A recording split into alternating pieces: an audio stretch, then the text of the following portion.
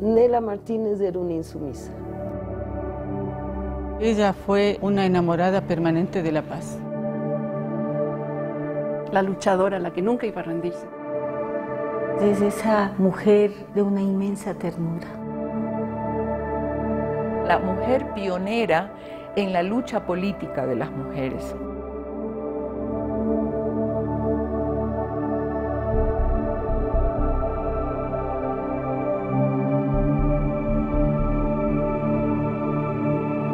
Respiremos profundamente, aspiremos el aire de la patria que sufrió y sacrificó a sus hijos para ser libre.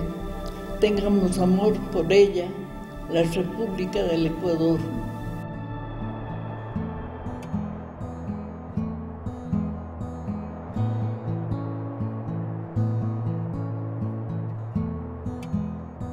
Durante toda su vida ella siempre se dijo ser de Cañar.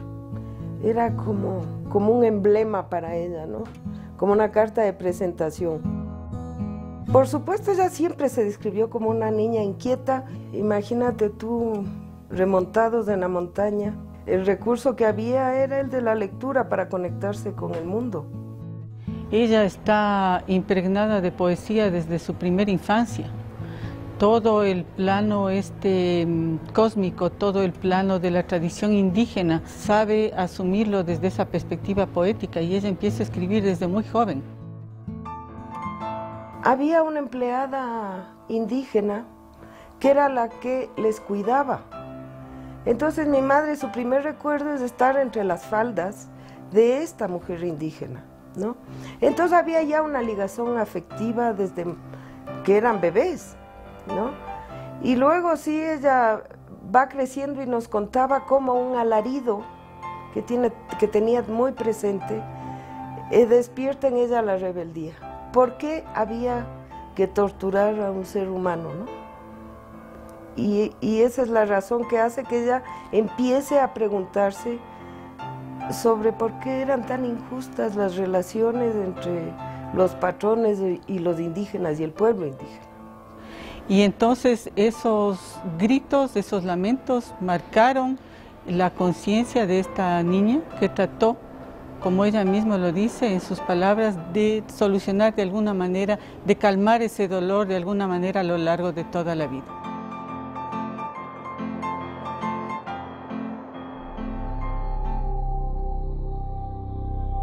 Yo sé que viajaron con abuela a Guayaquil y ahí se hace amiga de Gil Gilbert. Y Gil Gilbert le lleva donde Joaquín, porque parece que era el referente del momento. Es decir, todo intelectual iba a conocer a Joaquín Gallegos. Sin embargo, ella conoce a Gallegos Lara y se deslumbra con la personalidad de él, con la imponencia de la presencia que él tenía y de su verbo para convencer sobre la necesaria rebelión de las masas. Y que además impulsa en ella esas capacidades intelectuales y políticas que tenía, ¿no? Cuando regresa ya a Cañar empieza una relación epistolar muy larga, que es en el fondo un diálogo entre sierra y costa, ¿no? En donde ambos empiezan a descubrirse esos personajes de los que no se hablaba, del Montubio, el negro.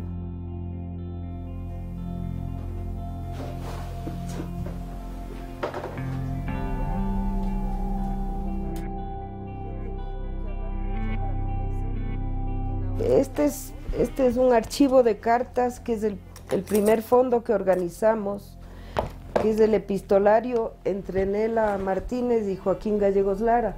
Son cartas que intentan traducir a este dirigente de la costa el papel de los indios en la revolución social en el Ecuador. Son cartas que también traducen desde el lado de la costa el papel de los montubios en la revolución social del Ecuador. Entonces son cartas testimoniales de un momento de profundas transformaciones. Algo maravilloso desde esa lectura de las cartas es que queda muy claro que lo personal es político, ¿no? Cómo se construyó esa historia de amor con Joaquín Gallegos, aparte del enamoramiento que pueden tener dos jóvenes, había toda una construcción y un bagaje ideológico de la igualdad, de que los hombres y las mujeres tenían que aproximarse al amor desde la igualdad.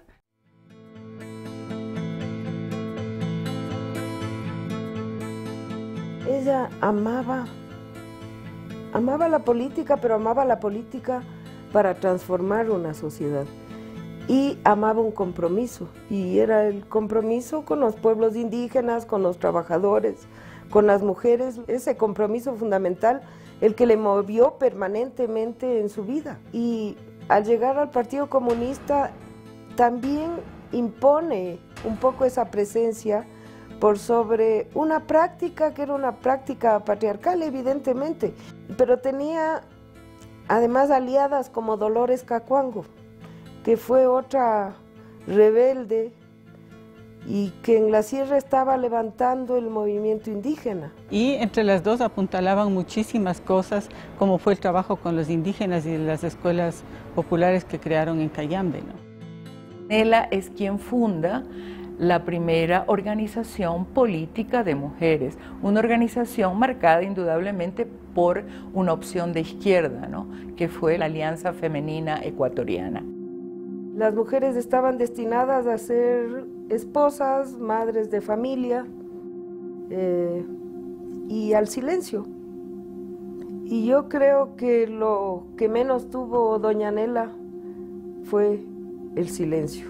Ella no guardó silencio nunca y fue capaz de expresar a veces a través de su voz las inquietudes y las necesidades del resto de mujeres, ¿no? Ese fue un periodo que realmente ha dejado historia, porque ha permitido que la mujer ecuatoriana en este momento tenga derechos que antes no los tenía.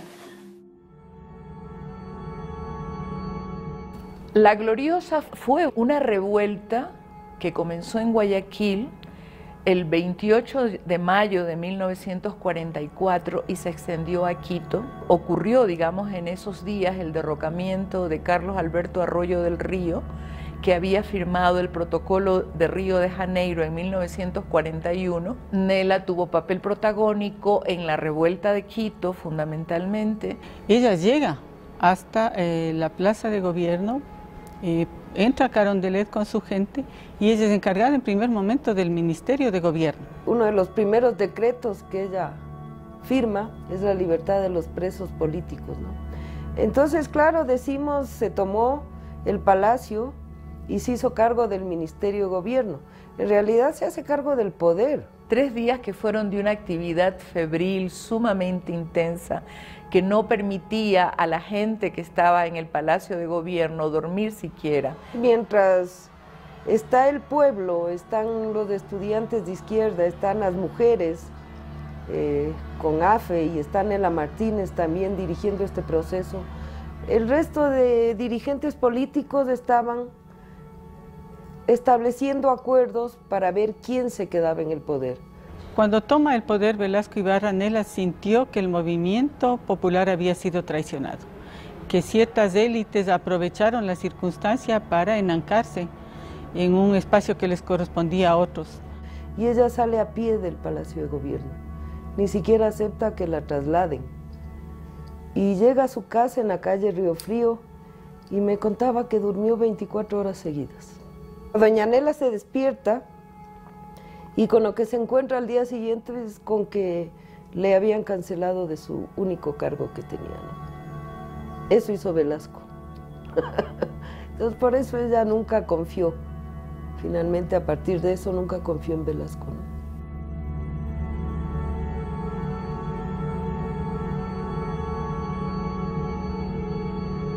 Nela Martínez Espinosa fue la primera mujer que llega al Congreso, que toma posesión del cargo de diputada. Algo fundamental que deberíamos recordar las mujeres legisladoras es que la Nela no vino aquí diciendo que representa a las mujeres, sino que fue una mujer la que vino a la Asamblea a decir que las mujeres tenemos voz acá. No, y vino ella sí en representación de una clase social, de los trabajadores, de los obreros. Hoy las mujeres en la Asamblea somos el 35 o el 40% de la composición total de la Asamblea. Es uno de los porcentajes más grandes que hay en los parlamentos del mundo. Y eso no es gratuito, pero ese es el resultado de que otras mujeres como Nela Martínez empujaron los límites. Mi presencia era extraña en el Congreso Nacional y al saludarla, los dirigentes políticos reconocían por primera vez la ciudadanía de la mujer también en la altura del poder. Bueno, había un debate, ¿no?, en la izquierda latinoamericana y era ¿debía existir colaboración de clases o no? Yo creo que mi mami estaba en contra de eso, ¿no? Ella pensaba que no había que colaborar, que el proletariado no podía colaborar, seguir colaborando con la burguesía permanentemente. Entonces, esa era la diferencia fundamental con la dirigencia del partido, y a ella le prohíben la militancia en el año 57 durante un año, pero ella decide nunca más regresar. Es una mujer que no tuvo partido, pero que nunca perdió el norte. Yo, sabes, que recuerdo de la infancia el llanto de mi madre cuando la sacan del partido. Tengo, pero así en mis sentidos, el llanto de ella profundo. Sin embargo, ella vuelve a levantarse y esta vez organiza Unión Revolucionaria de Mujeres, que tiene un combate feroz con la dictadura de los años 63, ¿no?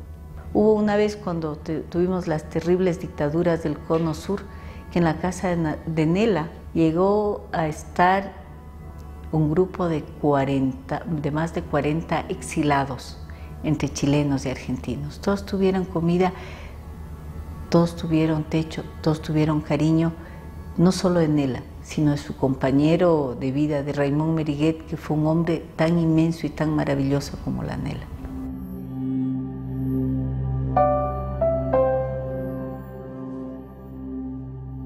Fueron largos periodos de lucha, no solamente míos. Hay toda una generación de intelectuales ecuatorianos que dejaron de escribir poesía, relato, libros, y que se dedicaron a trabajar en favor de la clase trabajadora. Quienes escribimos hemos sentido que ella podía haber sido una gran literata si estaba exclusivamente dedicada en ese espacio a escribir, pero realmente también la parte poética alimentó su militancia política y a través de sus textos se puede encontrar esa raíz igualmente. Este es el libro que lo comenzó escribiendo Joaquín Gallegos en los 30 y ella, doña Nela, lo concluye en los años 80, ¿no? Yo creo que sentía que había una deuda que quedaba ahí, no solo con Joaquín, sino también con el pueblo indígena, y ella quería terminar con eso. Y ella sentía, lo vio, lo palpó, lo sintió en su piel, que los indígenas construían la historia sobre sus propias espaldas. Entonces a mí me parece un final hermoso, una riqueza adicional, un complemento perfecto para lo que había hecho Gallegos Lara. Y ese es como el legado en forma de libro, ¿no? Que en su momento, que me resulta curioso cuando lo estaba releyendo, es que se destacaba el nombre de Joaquín Gallegos y el de Nela se ponía muy pequeñito, ¿no? Cuando en realidad, si uno lee la obra, más de 3/4 partes de esa novela están escritas por Nela. ¿Cómo recordar a Nela Martínez? Para mí, fundamentalmente, como una mujer que abrió el camino de la lucha política de las mujeres, que la legitimó como tal en Ecuador. Nos deja ese legado de valentía, de claridad, de decisión política. Nos deja también esa claridad respecto de los límites que pueden existir en el mundo político, de las decepciones que ese mundo puede generar, pero también de la esperanza que es permanente como seres humanos. Pero también esa inmensa mujer política que me enseñó que la lucha hay que darla de pie. Hay paredes con las que se topa y ella nunca se rinde, nunca, en ningún momento. Entonces ese también es como un legado importante de que a pesar de todas las dificultades, a pesar de los problemas económicos, políticos, sociales, hay posibilidades de cambiar el mundo, porque ella lo hizo, realmente lo hizo. Pero yo creo que hay que recordarla viva, ¿no? Viva en cada una de las mujeres sobre todo, ¿no? Y en rebeldía. en insumisión permanente. Eso, en insumisión.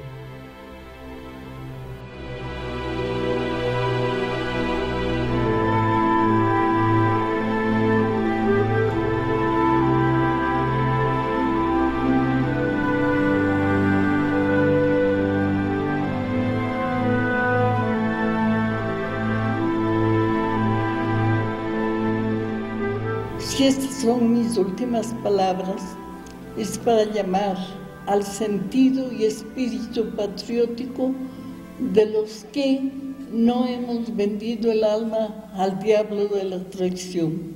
El respeto a la patria es el respeto a su independencia y soberanía plenas. Tengamos el honor de merecerlas. Gracias.